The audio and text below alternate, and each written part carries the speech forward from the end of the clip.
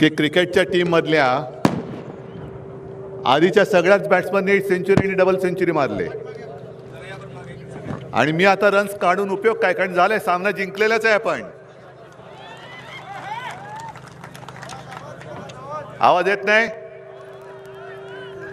काय हो माईक दादा, येतोय का आवाज? हा ठीक.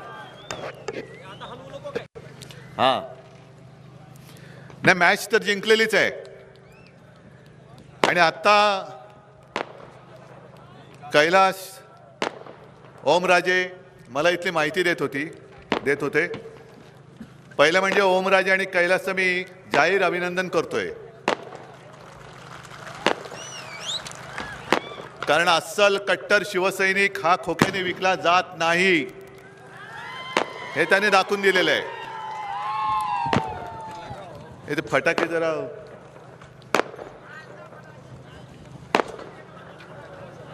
नाही, आता एवढे तर जिंकल्यावर किती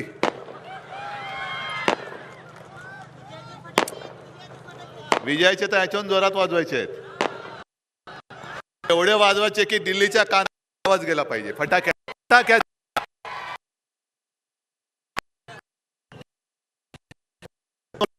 बघताय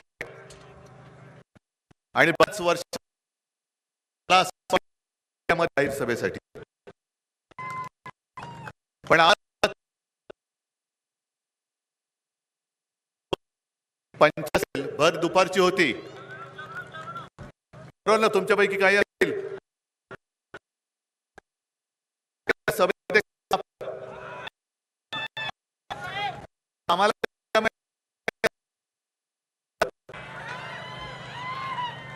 दूध पण पाजलं, मग तो साप स्वतःहून कोरेक्स प्यायला लागला. असं काय काय होत गेलं. पण आता त्या सापाला त्याची जागा बरोबर दाखवायची.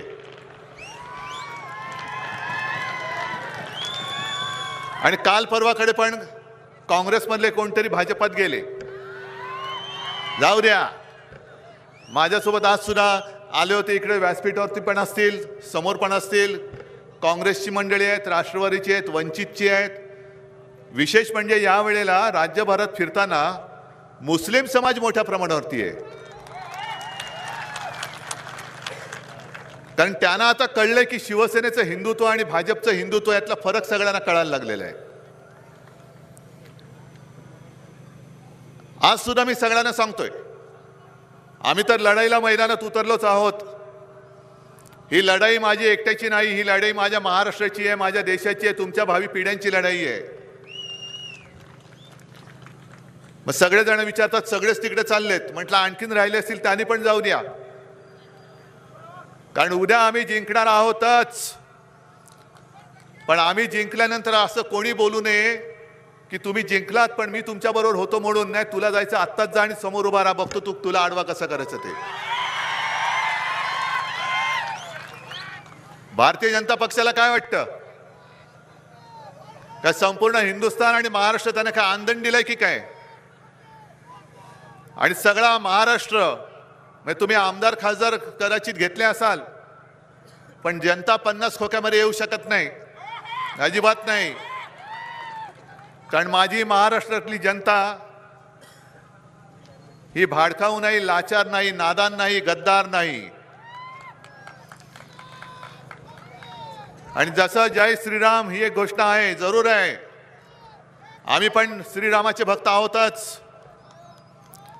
नव्हे, त्यावेळेला जे काही सगळं उसळलं होतं तेव्हा भारतीय जनता पक्षाचं कोणी रस्त्यावरती फिरकायला तयार नव्हतं, एवढी त्यांच्या छातीमध्ये धडकी भरली होती. आणि ओमराजे तुम्ही बोलताय ते बरोबर आहे. ज्या वेळेला नरेंद्र मोदींचं नाव कोणाला माहिती नव्हतं त्या वेळेपासून आम्ही हिंदुत्वाचा झेंडा घेऊन राज्यामध्ये भाजपच्या कित्येक पटीने पुढे गेलेलो होतो. आज सुद्धा पुढेच आहोत, आज सुद्धा पुढे आहोत. आणि आता त्यांना जे काय वाटतं, मी मुद्दामून ओमराजे जे बोलले त्याच्यावरती आणखीन थोडं पुढे बोलणार आहे. 2019 साली हे सत्य आहे, कारण मला पूर्ण माहिती आहे. आता तुम्हाला भेटून मी तुळजापूरला जाणार आहे, म्हणजे हा जो मतदारसंघ आहे इकडे माझ्या भवानी मातेचं मंदिर आहे, आणि तिची शपथ घेऊन मी तुम्हाला सांगतोय की अमित शहानी मला अडीच वर्षाचं मुख्यमंत्री पद आपण दोघं मिळून वाटून घेऊ. शिवसेनेला 2.5 वर्ष आणि भारतीय जनता पक्षाला 2.5 वर्ष. हे मी तुळजाभवानीची शपथ घेऊन सांगतोय. हिंदू हृदय सम्राट बाळासाहेबांच्या खोलीमध्ये त्यांनी दिलं होतं. आम्ही श्रीरामाचे भक्त आहोत, पण तसेच आम्ही आमच्या तुळजाभवानीचे सुद्धा निस्सीम भक्त आहोत. जय शिवाजी जय भवानी हे म्हटल्यानंतर, हर हर महादेव म्हटल्यानंतर अंगावरती रोमांच उभे राहतात. आणि त्या भवानी मातेच्या साक्षीने मी तुम्हाला सांगतो की हे जे घडलं होतं ते खरं घडलं होतं. अमित शहा खोटं बोलतायत हे मी तुळजाभवानीची शपथ घेऊन सांगतोय. बरं, त्यावेळेला त्यांनी तो शब्द मोडला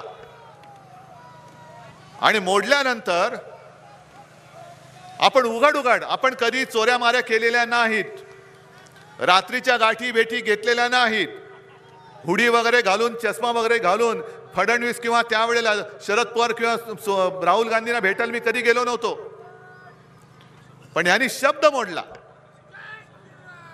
मी हिंदू हृदय सम्राटांना, म्हणजे मी सगळे सरळ सांगतो की जगासाठी हिंदू हृदय सम्राट आणि माझ्यासाठी सुद्धा आहेतच, पण माझी पहिली ओळख त्यांच्याशी झाली ती माझे वडील म्हणून झाली. आणि मी म्हणजे त्यांच्या पुत्राने त्याच्या पित्याला दिलेलं, म्हणजे वडिलांना दिलेलं ते वचन की मी तुमचा शिवसैनिक मुख्यमंत्री करून दाखवेन. आणि मी त्यांना सांगितलं की मला मुख्यमंत्री व्हायचं नाहीये, पण मी बाळासाहेबांनी दिलेलं वचन आहे हे आत्ता मी पूर्ण नाही केलं तर मी उद्या कसं करणार. मग ते म्हणाले की ठीक है, जब आपका मुख्यमंत्री होगा तो हमें संभालना, हमारा रहेगा तो हमें आपको संभालेंगे. म्हटलं हे तर होणारच आहे. युती म्हटल्यानंतर एकमेकाला सांभाळून जाऊच आपण. पण 2019 लोकसभेपर्यंत आपला वापर करून घेतला. आज ते जे म्हणतायत की उद्धव ठाकरे पक्षप्रमुखच नाहीत, मग तेव्हा मातोश्रीमध्ये कोणाला भेटायला आला होता तुम्ही? घराणेशाहीवरती तुम्ही आज बोंबलताय बेंबीच्या देठापासून. मग तुम्हाला माहित नाही मातोश्रीमध्ये तुम्ही येऊन मला भेटलात त्या हिंदू हृदय सम्राटांचा मी मुलगा आहे, तुम्हाला माहिती नव्हतं तेव्हा? आज बोंबलताय घराणेशाहीच्या विरुद्ध. आणि मग त्याच्यानंतर एक वातावरण असं झालं की यांनी दिलेलं वचन मोडलं, त्यांनी वचन मला दिलेलं मोडलं, म्हणजे मी वडिलांना दिलेलं वचन मोडलं. त्यांनी अमित शहा आणि नरेंद्र मोदी किंवा हे मिंदे त्यांच्या आई वडिलांना मानत असतील नसतील मानत मला माहिती नाही, मी माझ्या आई वडिलांना मानणारा पोरगा आहे. हेच आमच्या छत्रपती शिवाजी महाराजांची शिकवण आहे. जय जिजाऊ जय शिवाजी म्हणतो, ती जिजाऊ तरी कोण होती? छत्रपती शिवाजी महाराजांची आईच ना, दैवतच. पितृदेव भव मातृदेव भव मानणारे आम्ही आहोत, हिंदू आहोत. पण तुम्ही दिलेलं वचन मोडलात म्हणून मी त्याचा सूड होय सूड, आणि अजून माझा सूड पूर्ण झालेला नाही. तो शिवसेनेचा मुख्यमंत्री मला परत करून दाखवायचा आहे. मला नाही, पण शिवसेनेचा मुख्यमंत्री मी करून दाखवणार. आणि मग यांनी बोंबलाला सुरुवात केली की हा जनादेशाचा अनादर आहे. जनादेश म्हणजे काय की 2019 साली तुम्ही नरेंद्र मोदींचा फोटो लावून मतं मिळवली होती ना, आमची युती होती. 2014ला सुद्धा लोकसभेला शिवसेना भारतीय जनता पक्षाची युती होती की नव्हती? आणि आज मला तोही दिवस आठवतोय की 2014ला मी तुळजाभवानीचं दर्शन घेऊन मंदिराच्या बाहेर पडलो होतो आणि मला फोन आला की उद्धवजी भारतीय जनता पक्ष आपल्याबरोबर युती तोडतोय. आणि त्याच संध्याकाळी एकनाथ खडसेंनी फोन करून आपली युती तोडली होती. मग 2014 साली सुद्धा आम्ही हिंदूच होतो, 19 साली सुद्धा हिंदूच होतो, आता सुद्धा हिंदूच आहोत, उद्या सुद्धा हिंदूच असणार आहे. पण तुम्ही दिलेली वचनं मोडायची, वाटेल तसं वागायचं. 2014ला सुद्धा आमच्या युतीमध्ये आम्ही मोदींचे फोटो लावले होते, तुम्ही बाळासाहेबांचे लावले होते. 19ला सुद्धा आम्ही मोदींचे लावलेले, तुम्ही सुद्धा बाळासाहेबांचे लावले होते. आणि म्हणून जर का आम्ही जनादेशाचा अनादर केला असेल तर अजित पवारांनी काय मोदींचे फोटो लावून निवडणूक जिंकली होती? अशोक चव्हाण गेले काल, इकडचे तुमचे जे कोण बसवराज वगैरे काय काय गेले, ते काय मोदींचे फोटो लावून निवडणूक लढले होते त्यांनी? मग तुम्ही काय वाटेल ते तुम्ही काय केलं तर श्रीखंड आणि आम्ही खाल्लं तर काय शेण? अरे शेण तुम्ही खाताय, आम्ही नाही खात. तुमचं हिंदुत्व हे गोमूत्रधारी हिंदुत्व आहे आणि आमचं हिंदुत्व हे हृदयात राम आणि हाताला काम देणारं हिंदुत्व आहे. जे मुस्लिम आज माझ्यासोबत येत आहेत, मगाशी सुद्धा येताना रस्त्यात ठिकठिकाणी गर्दीचे लोंढ्याच्या लोंढे होते, तिथले इथे पण काही आले असतील आणि त्याच्यामध्ये सुद्धा काही मुस्लिम बांधव होते, इथे सुद्धा आले असतील. आणि मला ते आकांताने सांगत होते की उद्धवजी लोकशाही वाचवा, देशातली लोकशाही वाचवा. आणि माझंही तेच म्हणणं आहे. आहोत आम्ही हिंदू आहोत, आमचं हिंदुत्व म्हणजे राष्ट्रीयत्व आहे. हे मी नाही सांगत, शिवसेना प्रमुख सांगत होते, इथे सुद्धा येऊन बोलले असतील आणि संपूर्ण राज्यभर सांगत होते. जो कोणी या देशाला आपला मानतो तो हिंदू आहे, तो माझा आहे, हे आमचं हिंदुत्व आहे. मग आमची ही हिंदुत्वाची व्याख्या असल्यानंतर भारतीय जनता पक्षाने सांगावं तुमची हिंदुत्वाची व्याख्या काय. चला होऊन जाऊ द्या एकदा. आम्ही जे म्हणतो की आमचं हिंदुत्व हे घरातली चूल पेटवणारं हिंदुत्व आहे आणि भाजपचं हिंदुत्व हे घर पेटवणारं हिंदुत्व आहे. जर वेगळं असेल तर भाजपने सांगावं. काल सुद्धा अमित शहा येऊन गेले मुंबईमध्ये आणि त्याच्या आधी सुद्धा यांचे पक्षाध्यक्ष, काय त्यांचं नाव, नड्डा, असं वाटतं आता काय सुटेल की काय, पण जरा गच्च बांधलं की बरं असं. नड्डा बोलले होते की देशातले सगळे पक्ष संपवून टाकणार. अहो नड्डाजी, तुमचे आत्ताचे जे आहेत ना काय किती कुळे प्रदेशाध्यक्ष, त्यांचे 552 कुळे जरी उतरली तरी शिवसेना तुम्ही संपू नाही शकत. कारण नड्डा तिकडे बोलले देशातले पक्ष संपवा आणि यांचे हे मकाऊ फेम 52 कुळे, तो फोटो पाहिला होतात ना तुम्ही. त्यांनी सांगितलं राज्यातले छोटे छोटे सगळे पक्ष संपवून टाका, त्यांच्यातले पदाधिकारी आपल्यामध्ये घ्या. अरे थांब ना, बडे दे ना, पण अजून तर सभा तर संपू दे. छोटे छोटे पक्ष संपवून टाका म्हणजे काय हुकुमशाही आणायची? ज्या वेळेला नरेंद्र मोदी म्हणतात घराणेशाही होय, मी घराण्याची परंपरा पुढे घेऊन जाणारा घराणेशाहीचा पायी काय म्हणा पाहिजे तर मला माझ्या आई वडिलांचा अभिमान आहे आणि माझी तयारी आहे. मोदीजी तुम्ही या, अमित शहा तुम्ही या, आपण दोघंही आपल्या घराण्याचा इतिहास जनतेला सांगूया. तुमचं घराणं काय होतं, तुमच्या 7 पिढ्या तुमच्या आधीच्या तुमच्यापर्यंत आणि माझ्या 7 पिढ्या माझ्या आधीच्या माझ्यापर्यंत आपण जो काय लेखाजोग आहे तो जनतेसमोर मांडूया. चला होऊन जाऊ दे एकदा. पण जो उल्लेख आता मला वाटतं ओमराजेने केला, संजय राऊतजींनी केला की मी कोरोना काळामध्ये आहे, माझी जबाबदारी मी पार पाडली, पण मी त्या काळामध्ये तुमच्यापैकी कोणी सांगा कोणाशी मी भेदभाव केला होता का? मुख्यमंत्री असताना मी कोणाशी भेदभाव केला होता का? मी तुम्हाला सांभाळलं असं म्हणत नाही. तुम्ही मला त्यावेळेला जे मी तुम्हाला सांगत गेलो ते तुम्ही ऐकत गेलात आणि म्हणून जे देशातल्या सर्वोत्तम मुख्यमंत्र्यांमध्ये उद्धव ठाकरेचं नाव यायचं ते उद्धव ठाकरेचं नाव नव्हतं, ते तुमचं नाव होतं. कारण असा हा चमत्कार आहे की एक माणूस सांगतो काय, घरी बसा म्हटल्यानंतर घरी बसतात लोक, मास्क घाल्यानंतर घालतायत, बाहेर पडू नका म्हटल्यानंतर पडत नाहीत. हे एवढं नातं एखाद्या माणसाचं त्याच्या जनतेशी मला नाही वाटत देशामध्ये दुसऱ्या कोणत्या मुख्यमंत्र्याच्या नशिबी आलं असेल. आणि मला एका गोष्टीचा नक्कीच अभिमान आहे, आज देखील महाराष्ट्रातले तुम्ही सगळेजण मला तुमच्या कुटुंबातला एक समजता आणि म्हणून मी तेव्हा एक संकल्पना राबवली होती, माझे कुटुंब माझी जबाबदारी. कुटुंब माझं आहे, हे माझं कुटुंब आहे आणि त्यांची रक्षा करणे ही माझी जबाबदारी आहे. मोदीजींनी काय केलं, माझे कुटुंब फक्त घेतलं, मेरा परिवार. मोदीजी जिम्मेदारी कौन लेगा?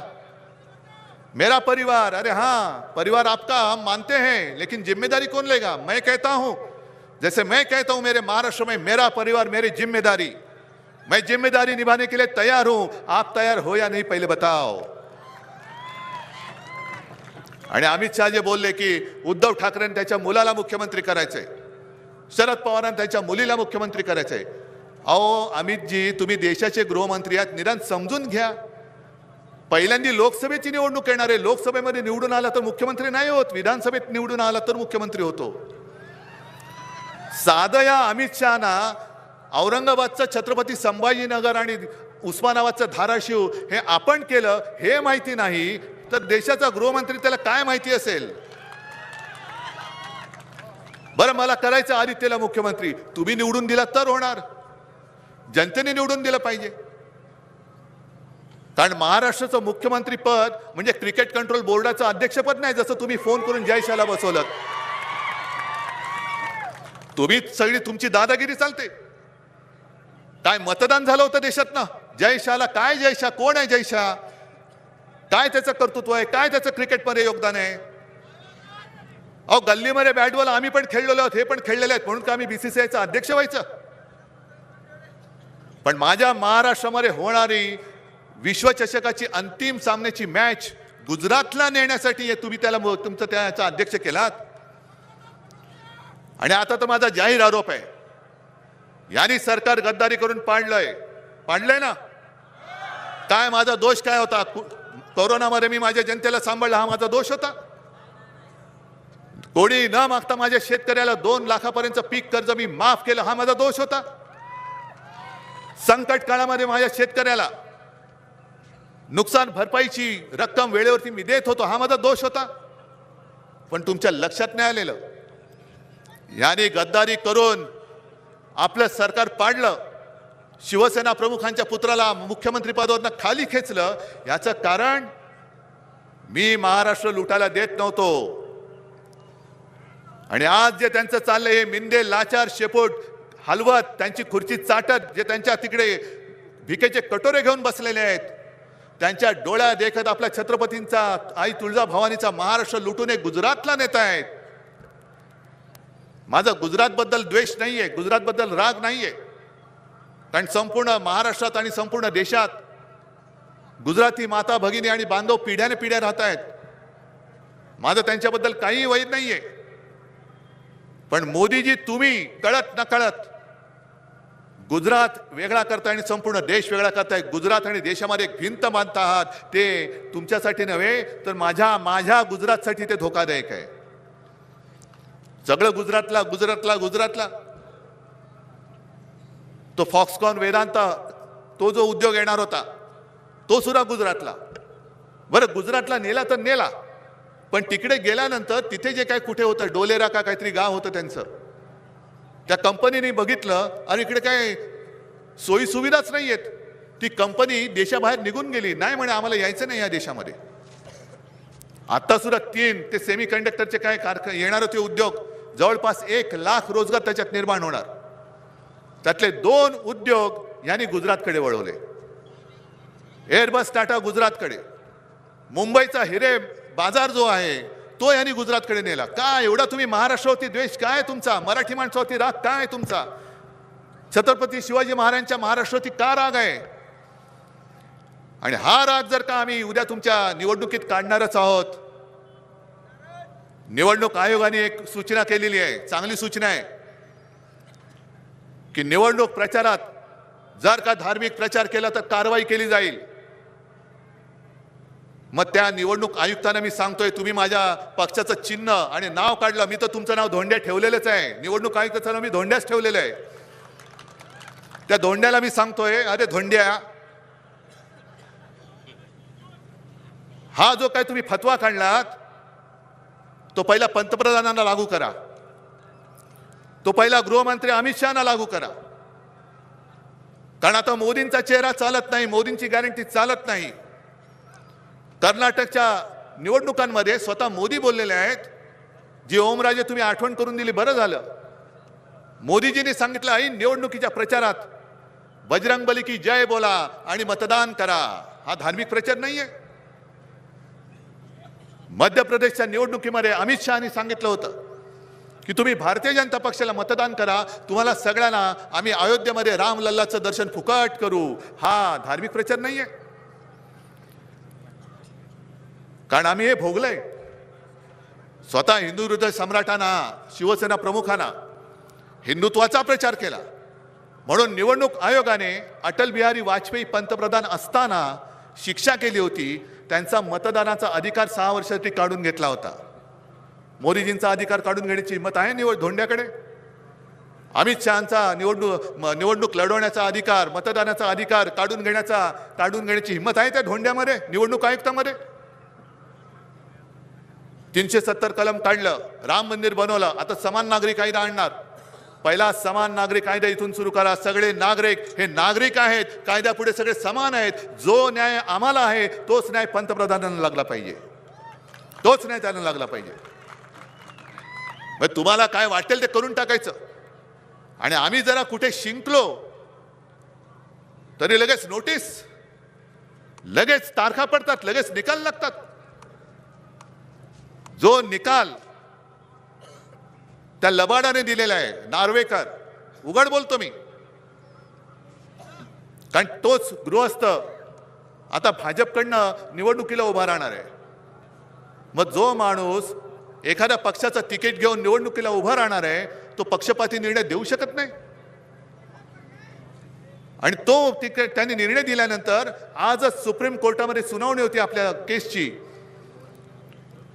मला असं वाटतं, कारण मी पेपरमध्ये ऑनलाईन बातम्या वाचतो, त्या बातम्यांच्या आधारे मी बोलतोय, अजून मी पूर्ण माहिती नाही घेतली, पण सुप्रीम कोर्टच्या न्यायमूर्ती महाराजांनी विचारलेलं आहे. म्हणजे असं साधारणतः त्यांनी सांगितलंय की लवादाने जो निर्णय दिलाय तो आमच्या निकाल दिलाय तो आमच्या निर्णयाविरुद्ध आहे असं वाटत नाही काय, हे त्यांच्या वकिलाला त्यांनी विचारलेलं आहे. मग झाली आता 2 वर्ष होत आली, 1.5 वर्ष होऊन गेले, 2.25 वर्ष झाली. घटनाबाह्य सरकार महाराष्ट्रावरती राज्य करतंय, महाराष्ट्र लुटला जातोय आणि घटनाबाह्य मुख्यमंत्र्यांनी ते सरकार या लुटालुटीमध्ये सामील होत आहेत. आणि तरी सुद्धा आम्ही त्यांना मतं द्यायची? ही एवढी लाचारी यापूर्वी महाराष्ट्रामध्ये कधी झाली नव्हती, एवढी गद्दारी यापूर्वी महाराष्ट्रामध्ये कधी झालेली नव्हती, आणि एवढा लाल घोटेपणा यापूर्वी महाराष्ट्रामध्ये कधी बघितलेला नव्हता. मला ओमराजे आणि कैलास अभिमान का वाटतो? कारण ओमराजे एकमेव खासदार म्हणून त्या लोकसभेमध्ये तुमचे सगळ्यांचे प्रश्न मोदींच्या समोर ताठ मानेने विचारतो. इतर कोणाची हिंमत नाहीये. ओमराजेंनी शेतकऱ्यांचे प्रश्न मांडलेत, ओमराजे आरक्षणावरती बोलले. तेव्हा तर मी सांगत होतो की जे केंद्रीय मंत्री आहेत भाजपाचे मंत्री तिकडे बसलेत, त्यांनी महाराष्ट्राच्या प्रश्नावरती राजीनामा देऊन ताडकन मोदींच्या तोंडात राजीनामा मारून देऊन बाहेर यायला पाहिजे होतं. पण आता सगळे रांगेत उभे आहेत, आमचं काय आमचं काय आमचं काय. आणि मला खरंच काही वेळेला लाज वाटते. मी 2 दिवसापासून बोलतोय, 4 दिवस झाले, 2 दिवस झाले, 3 दिवस झाले. पहिली भाजपची यादी जाहीर झाली त्याला किती दिवस झाले? 4 दिवस झाले. 195 जणांची यादी जाहीर केली. वाचली तुम्ही नावं? नरेंद्र मोदीजींचं नाव आहे, अमित शहाजींचं नाव आहे, आणखीन कोणाकोणाची नाव आहेत? त्याच्यामध्ये आणखीन एकाचं नाव आहे, ते म्हणजे कृपाशंकर सिंह. माहिती आहे तुम्हाला कोण आहेत? काँग्रेसमधनं यांच्या उरावरती आलेला, आणि ज्याच्यावरती ह्याच भाजपवाल्यांनी बोंबलले होते यांनी बेहिशोबी संपत्ती गोळा केली म्हणून. मग त्या बेहिशोबी संपत्ती केलेल्या भ्रष्ट माणसाचं नाव आमच्या देशाच्या पंतप्रधानांच्या बरोबरीने त्या पहिल्या यादीमध्ये येतं. पण ज्यांनी भाजपा रुजवण्यासाठी इकडे खस्ता खाल्ल्या, अगदी प्रमोद महाजन, गोपीनाथ मुंडेजींच्या नंतर त्यांच्या बरोबरीने युतीमध्ये जे मेहनत करत होते त्या नितीन गडकरींचं नाव त्याच्यामध्ये नाही. अहो नितीनजी सोडून द्या भाजपा, राह उभे, आम्ही महाविकास आघाडीकडनं तुम्हाला निवडून आणतो. दाखवा महाराष्ट्राचं पाणी, दाखवा महाराष्ट्राची धमक, दाखवा. महाराष्ट्र दिल्ली समोर कधी झुकला नाही ना. तो त्यावेळेला आग्र्यामध्ये औरंगजेबासमोर कधी झुकले नव्हते छत्रपती शिवाजी महाराज, ते यांच्यासमोर झुकणार. आज मी नितीन गडकरींना जाहीर सांगतोय, द्या राजीनामा द्या, आम्ही तुम्हाला महाविकास आघाडीकडनं निवडून आणतो. दाखवा महाराष्ट्राचं पाणी. पण एवढे सगळे लुटारू तिकडे डोक्यावरती बसतायत, भ्रष्ट माणसं. Modi guarantee, Modi guarantee. कसली गॅरंटी? 2014 साली सुद्धा शेतकऱ्यांना तुम्हाला लक्षात आहे का काय काय गॅरंटी दिल्या होत्या? त्यावेळेला त्यांनी एक असं आश्वासन दिलं होतं,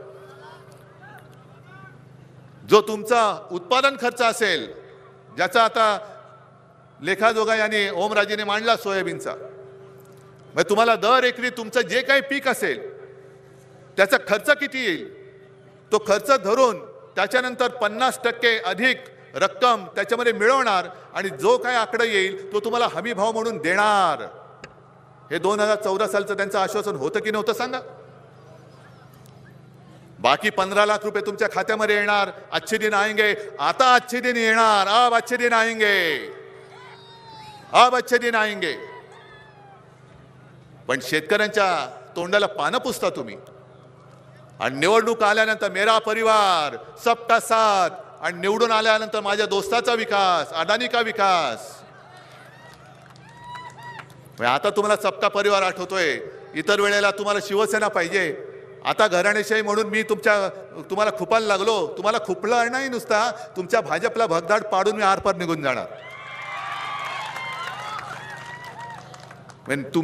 त्यांच्या मतलबासाठी जनता पाहिजे मेरे प्यारे भाई और बहनों.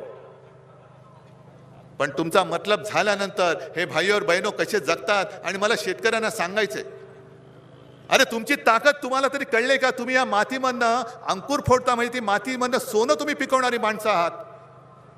हतबल होऊ नका. आणि एक लक्षात घ्या, इंदिरा गांधींनी ज्या वेळेला आणीबाणी पुकारली होती त्याही वेळेला असंच वातावरण झालं होतं. आता काय होणार? आणि जनता पक्षाचा जन्म झाला. जनता पक्षाची निशाणी काय होती तुम्हाला माहिती आहे? नांगरधारी शेतकरी. नांगरधारी शेतकऱ्यांनी इंदिरा गांधींचा म्हणजे त्यावेळेच्या हुकुमशाहीचा पराभव करून एक जनता पक्ष, जनतेची राजवट या देशात आणली होती. आज शेतकरी आत्महत्या करतोय. तुमचं कारण का? नवीन शेतकऱ्याच्या घरामध्ये नवीन बाळ जे जन्माला येतंय त्याच्या डोक्यावरती आधीच त्याच्या वडिलांनी घेतलेलं कर्ज असतं. मग ते जसं जसं मोठं होतं, शिकला तर शिकला, पण जन्म कर्जामध्ये होतो, आयुष्य कर्जामध्ये जातं आणि मृत्यू सुद्धा कर्जामध्येच व्हायचा. आत्महत्या करायची किंवा कर्ज फेडत फेडत थकून मरून जायचं. आणि हे पुन्हा येणार, भाई और बहनो 2047 तुमच्या घरावरती आम्ही सोन्याची कौलं चढू. अरे जा रे, तुझी कौलं तूच चढ. 2047 साली काय व्हायचं ते आम्ही घडवू. पण आता जर काही यावेळेला तुम्ही फसलात, जसं शिवसेना फसली होती 25 वर्ष 30 वर्ष हिंदुत्व हिंदुत्व हिंदुत्व म्हणून यांच्या आम्ही पालख्या वाहिल्या. आता जुनी जुनी माझी आणि बाळासाहेबांची भाषणं ते सांगतायत काँग्रेसला कसा विरोध केला होता. मग तशीच बाळासाहेबांची कमळाबाई बद्दलची सुद्धा भाषणं आहेत. कमळाबाई हा मी वापरलेला शब्द नाहीये. कमळाबाई हा शब्द शिवसेना प्रमुखांचा आहे. आणि तो मी मुद्दामून का वापरतो? कारण माझ्यावरती जे आरोप होतात की उद्धव ठाकरेंनी बाळासाहेबांचे विचार सोडले नाही, त्याची झलक म्हणून मी कमळाबाई शब्द वापरतोय. तर त्या कमळाबाईला सांगायचं मला, तुम्ही आज जे बोंबलताय की उद्धव ठाकरेंनी शिवसेनेची काँग्रेस केली, अरे 30 वर्ष तुमच्या सोबत राहून आम्ही शिवसेनेची भाजप नाही होऊ दिली, तर मी शिवसेनेची काँग्रेस करून दाखवेन. आज मी तुम्हाला सगळ्यांना आणि देशातल्या तमाम नागरिकांना आवाहन करतोय, विनंती करतोय. आहोत आम्ही हिंदू आहोत, कोण मुसलमान आहेत, कोण ख्रिश्चन आहेत, कोण आणखीन कोण कोण जात पात धर्म सगळ्यांचे आहेत. पण ही निवडणूक उद्धव ठाकरेसाठी नाही, तर ही निवडणूक तुमच्यासाठी, तुमच्या आयुष्याची आणि तुमच्या मुलाबाळांसाठी फार महत्वाची आहे. जर या निवडणुकीत पुन्हा जर का हेच सरकार आपण निवडून दिलं तर मग देशातली लोकशाही मेली म्हणून समजा, देशाच्या लोकशाहीचा मुडदा पडला म्हणून समजा. आणि मुडदा पाडणाऱ्यांमध्ये तुम्हाला सहभागी व्हायचंय का लोकशाहीला वाचवणाऱ्यांमध्ये सहभागी व्हायचंय हे तुम्ही ठरवायचंय आणि मतदान करायचंय. उद्या आणखीन 10 वर्षांतर 15 वर्षांतर 20 वर्षानंतर जेव्हा पुढची पिढी येईल तेव्हा तिने अभिमानाने सांगितलं पाहिजे, अरे तेव्हा अशी परिस्थिती आली होती, पण माझे वडील, माझे आजोबा यांनी लोकशाहीचा मुडदा नाही पाडून दिला. तर लोकशाहीचा मुर्दा पाडणाऱ्याचा निवडणुकीत मुर्दा पाडला याचा अभिमान त्या पिढीला वाटला पाहिजे, याचा अभिमान वाटला पाहिजे. आणि म्हणून मी सगळ्यांना एक आवाहन करतोय, कोणी हिंदू असेल, कोणी मुस्लिम असेल, ख्रिश्चन असेल, शीख माझे बांधव आहेत, जैन असेल, गुजराती, सगळेच या निवडणुकीमध्ये आपले धर्म आपल्याला बाजूला ठेवून आपला देश हाच माझा धर्म आणि देश मी वाचवणार हाच माझा धर्म ही शपथ घेऊन या भाजपचा पराभव केला पाहिजे.